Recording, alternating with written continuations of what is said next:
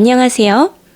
한국어로 이야기하는 한국어 팟캐스트 속닥복닥에 오신 여러분들 환영합니다.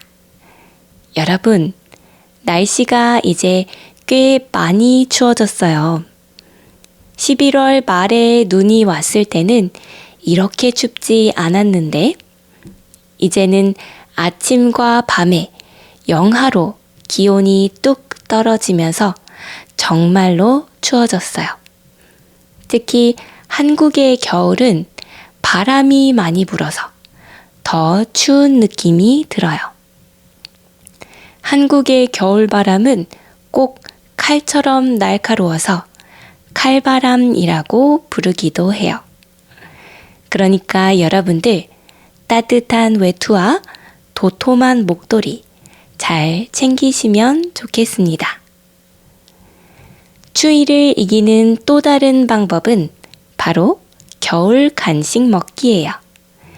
추운 날에는 더 많은 에너지가 필요해요. 따뜻하고 달콤한 간식을 먹으면 체온을 더 빨리 올릴 수 있거든요. 그래서 세계의 많은 사람들은 겨울에 먹는 특별한 간식들이 있어요. 한국에도 겨울에 먹는 간식들이 많이 있어요. 첫 번째 간식은 풀빵이에요.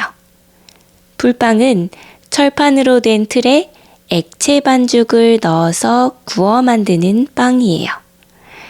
끈적끈적한 액체 반죽을 풀이라고 하기 때문에 풀을 구워서 만든 빵들을 풀빵이라고 불러요.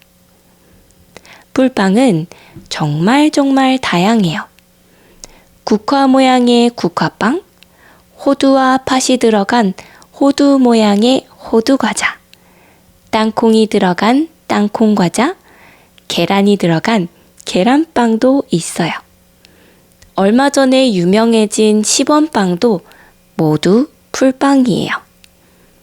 그 중에서 제일 유명한 풀빵은 붕어빵이에요. 붕어빵은 붕어 모양의 빵 안에 팥이 들어간 간식이에요. 요즘은 커스터드 크림이 들어간 슈크림 붕어빵도 있고 고구마 무스가 들어간 고구마 붕어빵도 있습니다. 그 중에서 고구마 붕어빵은 빵이 보라색이라 예쁘기도 합니다.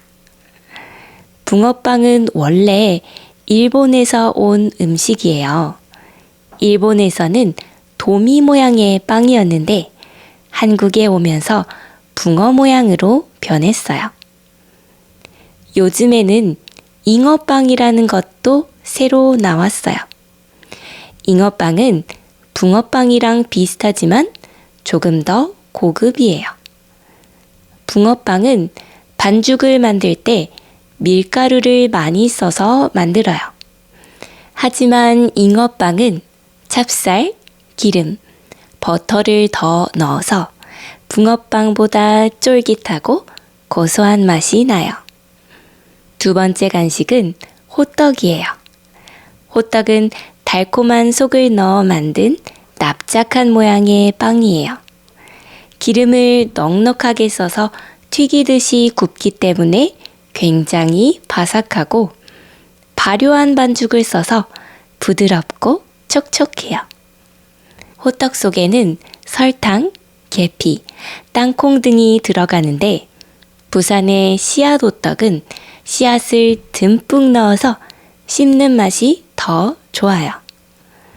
호떡은 터키나 인도 같은 나라에서 먹던 난에서 시작됐어요. 이 난이 실크로드를 통해 중국에 전해졌고 그 후 청나라 상인들을 통해 한국으로 들어왔어요. 그러니까 호떡은 한국에서 처음 만들어진 간식은 아니에요. 호떡이 처음 들어왔을 때에는 고기나 야채를 넣어 짭짤한 맛이었어요. 그런데 한국에 오면서 달콤하고 고소한 맛으로 바뀌었어요. 세 번째 간식은 어묵과 물떡이에요. 찬바람이 쌩쌩 불 때 어묵꼬치 하나에 국물 한 모금 마시면 몸이 바로 따뜻해집니다. 어묵은 길거리에서 뜨끈한 국물과 함께 먹을 수 있고 쫄깃한 어묵이 국물을 흡수해서 정말 맛있어요.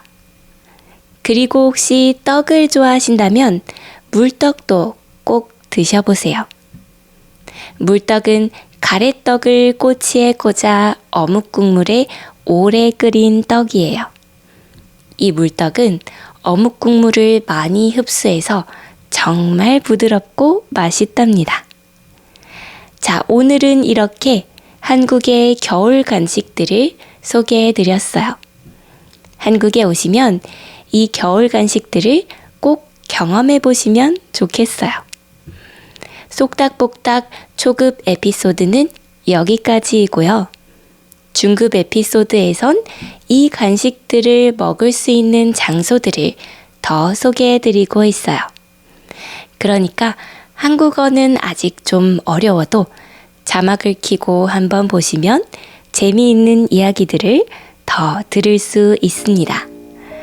그러면 오늘도 이야기를 들어주셔서 정말 감사해요. 우리 다음 에피소드에서도 건강한 모습으로 다시 만나면 좋겠습니다. 그러면 우리 다음 시간에 또 봐요. 안녕!